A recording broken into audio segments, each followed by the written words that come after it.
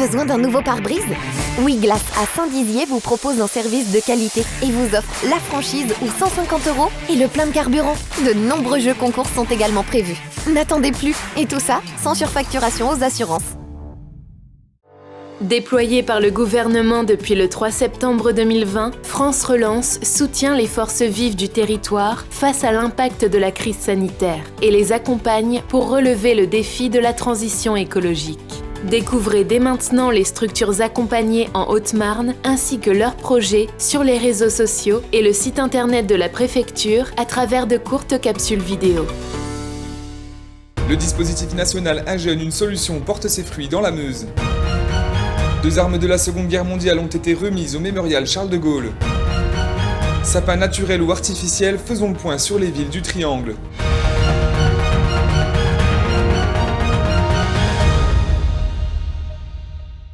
Bonsoir à tous et bienvenue dans votre journal week-end du dimanche 19 décembre.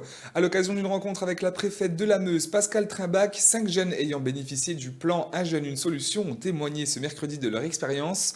Dans la Meuse, ce sont plus de 2000 jeunes au total qui ont trouvé une solution pour leur avenir professionnel grâce à ce dispositif national. Écoutez. L'objectif, c'est de faire connaître ce dispositif parce qu'il y a encore des jeunes que l'on qualifie de public invisible, plus de 270 jeunes l'année dernière qui n'étaient dans aucun dispositif. Et que nous essayons de raccrocher à une de ces possibilités afin qu'ils trouvent leur voie professionnelle. En Meuse, il y a une problématique assez spéciale, c'est que déjà il y a très peu d'enseignement supérieur. Donc on est tout de suite obligé d'aller sur Metz ou Nancy. Donc déjà il y a le transport et puis il y a le logement sur place, quoi. Donc ça m'a aidé financièrement, étant donné que j'ai mon entreprise à côté.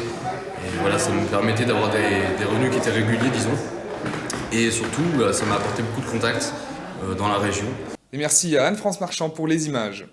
Ce jeudi, le mémorial Charles de Gaulle a reçu 2 nouvelles armes datant de la Seconde Guerre mondiale des mains du procureur de la République du tribunal judiciaire de Dijon.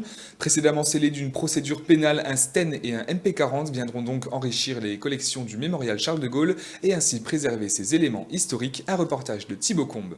Garder les reliques de la Seconde Guerre mondiale. Ainsi est l'objectif du mémorial Charles de Gaulle à Colombey les 2 églises qui a accueilli de nouvelles pièces cette semaine, une reconnaissance nécessaire pour le musée. Alors aujourd'hui, nous accueillons 2 armes symboliques de la Seconde Guerre mondiale, donc une Sten et une P40. Ce sont 2 armes issues de scellés du tribunal de Dijon. Et donc monsieur le procureur Caracoche nous a contactés pour nous demander si nous acceptions de les recevoir, ce qui a été évidemment le cas.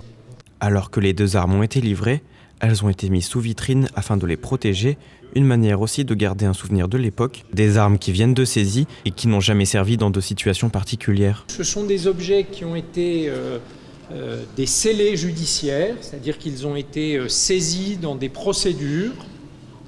Ces procédures sont anciennes. Je vous rassure, ce ne sont pas des armes qui ont servi à des homicides ou à des braquages. Elles ont simplement été saisies dans les domiciles de personnes qui étaient mises en cause pour violence notamment. Le mémorial est fier d'accueillir de nouveaux objets et de les garder sous son toit. Et passons tout de suite à notre image du jour. La médiathèque de Bar-le-Duc est dans ses habits de fête à l'occasion des festivités de fin d'année qui approchent à grands pas. À noter également que l'établissement fait partie des plus belles médiathèques communautaires de France. Le patrimoine barisien est donc une nouvelle fois mis en lumière. Toujours dans le thème de Noël, depuis le mois de décembre, les villes du Triangle se sont parées de leur fameux sapin. Mais est-il artificiel ou naturel? Cette question est de plus en plus controversée de nos jours. Alors nous avons essayé de comprendre pourquoi certaines municipalités optent pour un sapin naturel et d'autres pour un sapin artificiel. Lina Tran, Alison Godefroy et Kéliane Dutreuil.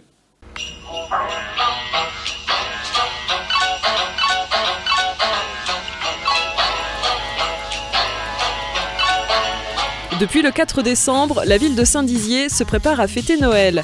Comme chaque année, le fameux sapin est dressé sur la place de l'hôtel de ville. Il est géant et il va trôner ici jusqu'au mois de janvier. Donc c'est un Albiès alba, donc il vient d'une exploitation forestière de Martin le Sapeur. Il a une 60aine d'années. Là à l'heure actuelle il fait 16 mètres Et au début, il faisait 25 mètres environ. Et on l'a recoupé pour que ce soit la bonne taille. Les 25 mètres de ce sapin seront totalement exploités. Rien ne sera jeté. Toutes les branches, la partie décoration et la partie basse. Donc toute la partie basse, elle est réutilisée. Donc là, on va l'utiliser en premier temps pour décorer le sapin. Puis en deuxième temps, elle sera utilisée pour, comme bois de chauffage. Depuis le 3 décembre, la féerie de Noël est aussi à Vitry-le-François avec ce grand sapin artificiel. Pour accompagner le faux roi des forêts, patinoire et chalet sont sur la place d'Armes. Il semblait aussi important de ne pas rompre avec la tradition du sapin parce que le sapin, c'est comme le Père Noël, c'est Noël. Et donc le sapin, il fallait qu'il soit là. Hein, et donc on a un sapin, il faut s'approcher pour voir que ce n'est pas un sapin issu de la forêt. C'est une réflexion sur le développement durable. Parce qu'on a fait le bilan carbone, le bilan CO2 comme on dit. Hein. Et puis il y a surtout la fin du sapin qui nous a interpellés, quoi. Parce que c'est vrai que toute chose vivante a une fin. À Bar-le-Duc, dans la Meuse, le choix du sapin est aussi éthique. Le souhait de la municipalité est de réutiliser celui-ci. Tous les ans, on réfléchit à la décoration qu'il y a dans le hall d'accueil de la mairie et dans la cour d'honneur.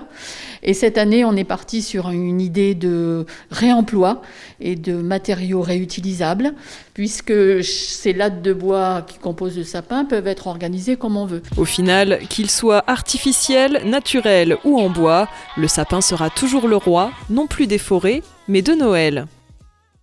Voilà, c'est la fin de ce journal. Merci à tous de l'avoir suivi. Dans un instant, vos prévisions météo de demain présentées par Manon Grosset. Bonne fin de week-end. Toute l'actualité qui vous concerne, à voir et ou à revoir, dès maintenant sur puissancetélévision.fr et sur notre application mobile.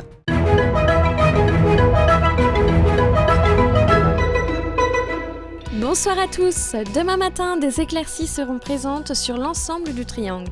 Côté température, on annonce 1 degré à Chaumont. Demain après-midi, des nuages sont attendus à Saint-Dizier et Vitry-le-François, avec une température extérieure de 5 degrés. La soirée de demain s'annonce plutôt dégagée, avec des températures allant de 0 à 1 degré. Demain, nous fêterons les Théophiles et nous ne perdrons pas de minutes de soleil. Très belle soirée avec Puissance Télévision.